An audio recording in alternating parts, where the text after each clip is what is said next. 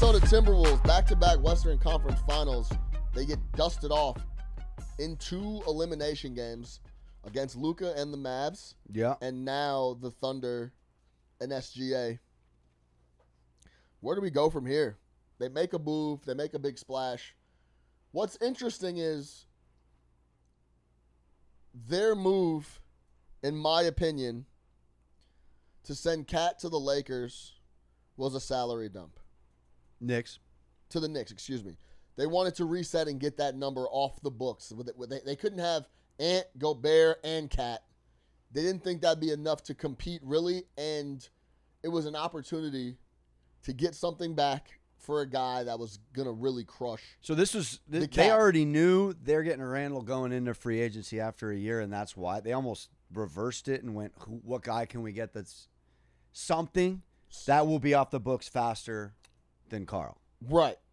So we get a guy that we can compete with, and we'll have an opportunity to make a decision if we extend him. You make it seem like they don't even really want Randle then. They wanted a rental. Well, that's what I'm getting at is because there's no other reason, if it's the right or wrong decision, there's no other reason to move off Cat off the Western Conference Finals if it wasn't for the number. You would just bring all the guys back and try to make another run again. That was the perplexing thing about that move was, why are you trying to get off Cat now? Like, why right now?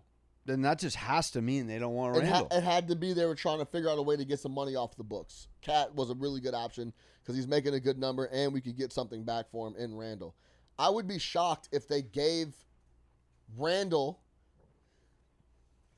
essentially the exact same money that Cat was making. Because then you would essentially 100%. be moving Jew for Cat, and Cat's a better player than Julius Randle. That's how much Dante means overall. to you. How much Dante means to you, sure. But the key to the deal were those two guys. So I don't know, man. It's really tough because you've made 2 straight Western Conference Finals. Jokic isn't going anywhere. Giannis could easily end up in San Antonio. The Thunder aren't going anywhere. Houston's getting better. And you're the Timberwolves, who could essentially run this team back, but do you believe that the team is good enough to beat a team like the Thunder I or think the Lakers that are going to be retooling? So it's a really interesting spot. Yeah, it's a star league, and you have a top. I would put Anthony Edwards in the conversation at some point as top 5 in this league here in the next 500 days. I think you work backwards. I think you go right to Anthony Edwards, and you try to get some conviction out of him. Do you intend on staying here? If you intend on staying here, who do you want to build with? Do you want to build with Randle? We'll keep him. If you don't, we'll move off him. To me, it is that simple. Because if you lose Anthony Edwards, all of this is butkus. But if you can keep Anthony Edwards, you just proved with 2 different assets, a guy with all O, minimal D and Cat, and a couple of guys with some dog and some two-way in them in Dante and Julius, you can win in a number of ways. Yeah. I think they got other problems, like Conley played with Greg Oden in a whole nother NBA college life, and this guy's still in the league. Get a real point guard for the goodness sakes of everybody. Yeah. But aside from that, I think you got a little bit of maneuverability here. But I would go to the star, man, because I could see Anthony Edwards in this league. Unlike the NFL, you can almost request where you want to go for a sign and trade when you have the cachet, and he does have the cachet as far as the last 2 playoffs. But if you're going off eye tests to your Thunder backing, how do you feel this team, if you run it back, you run into them again, is going to even come close to competing against the Thunder? They put Julius Randle in a absolute juice bar blender. I mean, straight jacket. Guy looked, again, just go back to New Orleans and enjoy playing, winter basketball and not spring. But I don't know. But I do think we're going to look back at these playoffs, and the Thunder, you're going to go superstar by superstar, and they would have locked up damn near everybody. So are you keeping Julius Randle? If you go look at Jokic's numbers, they weren't that good. He was getting bottled up. Defensively, it's just really tough. Like, I mean, I'm not giving Randle an excuse for scoring 5 points in multiple games, 6, whatever the single digit number was, but especially when he has the assist ability. I think find other ways to impact the game. Shout out my guy Big Waz and his homies Rob Mahoney and the gang over at the Ringer. They had this conversation about the Timberwolves, and they said, I don't know how smart it is to just try to now, like, they went and made moves last year to compete with the Nuggets and went and got Gobert, and they ended up getting that win against the Nuggets the year prior. I don't know if you could just chase trying to match up and beat every team that you think is going to be in your way. Well, let's take the Knicks. The Knicks reshuffled just to go against Boston, just to match up against Boston, which is a big part of my cap, in addition to Boston being banged up, and they beat Boston. Yeah.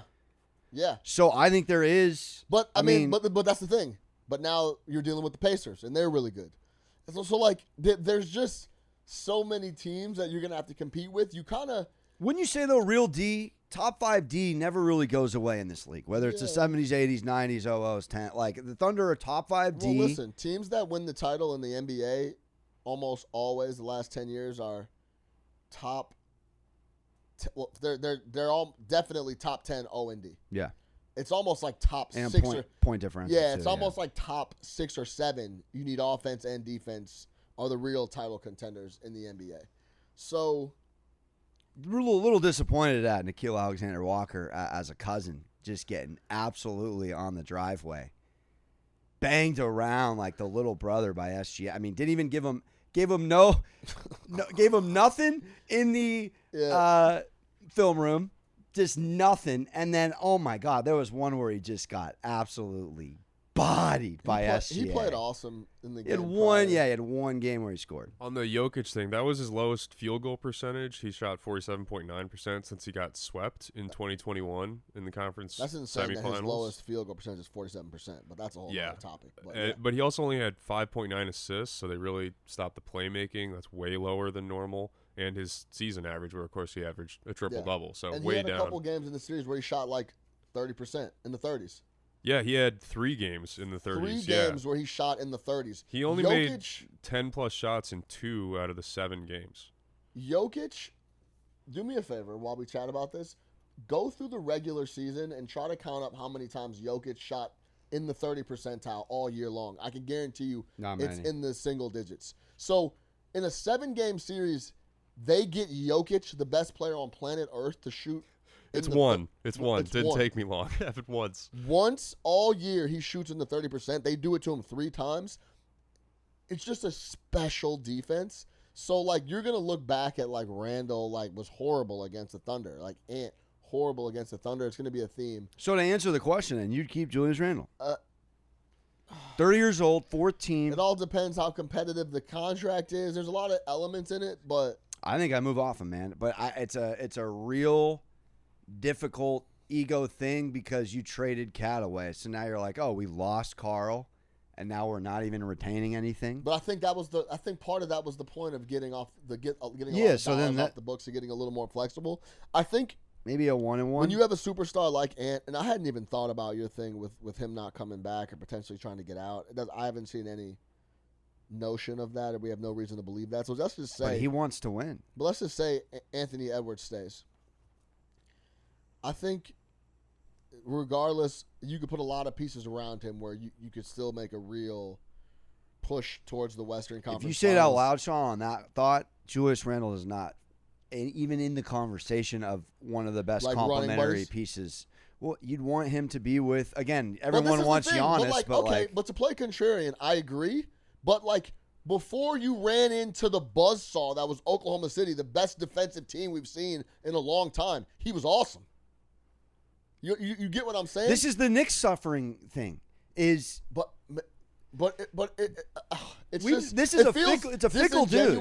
It feels disingenuous to kill him when he plays bad against the Thunder when literally everybody's played bad against the Thunder. And he played well against everybody else. I know, but you don't want to get yourself... Do you understand what I'm saying? Imagine having Julius Randle, though, in his early 30s on a 3-4 year max deal. You're in... You want to talk about it in the blender. You're not feeling great about it. Yeah. That means Anthony Edwards is not re-signed. Now you're stuck with Julius Randle. Now you're closer to the Wizards. But than you are the top of the league. You may see some performances from Jalen Brunson in the finals that you've never seen before because the defense is that good for the Thunder. I like on that you ball. said. I like that you said that. You know what I mean? Little tease. And same thing for Halliburton. Like Halliburton is renowned for never turning the ball over. I can guarantee you he'll turn it over against the Thunder. So it's just a special D. I don't care enough about the Timberwolves to dig into it that much, but I think it's really interesting. They also have the options pieces they have on the floor. They also have the pieces to absolutely trade for Giannis. Call me crazy. You could give the Bucks Gobert. You could give them Randle on a. Can you sign Randle on a sign and trade and put him in a 3-team deal type deal with that? I think. Yeah, we haven't even talked about Naz Reid. Who is? He has a player option. He's going to decline for sure. Yeah, and he's going to be overpaid. So it's tough. They got a couple decisions to make in Minnesota. Do you feel me though on going to the Star and be like, how do you want to build? Always. Because if he co-signs on Randle and you sign Randle, all right. I'm a big fan of talking to your superstar and getting his thoughts.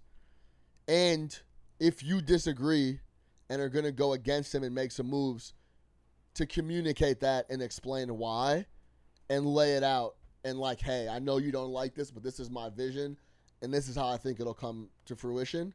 A lot of the times you hear like, oh, I didn't even know. I didn't talk to the front office, or they sent this and this person packing. I knew nothing about it. So, yeah, I'm a guy that likes to communicate with my superstar just because you want them as happy as possible. As soon as guys start getting upset is when you start having problems. Well, my final answer is try to sign and trade and get a guy that's, projected practical cap space for the T-Wolves is minus $40 million. They gotta figure out what they're gonna do with Naz and Julius. You punt on both? You can't punt on both. The NBA is the best, man. Yeah. All right. Minnesota Timberwolves offseason talk. Juice Bar. Juice Bar, MSG Network. If you want the realness, the straight takes, come hang out with us. We go through everything from narratives to actual gameplay to breaking down numbers in the betting market. Alex Monaco, Sean Little, come hang out with us. Wherever you get your podcasts, you can get the Juice Bar.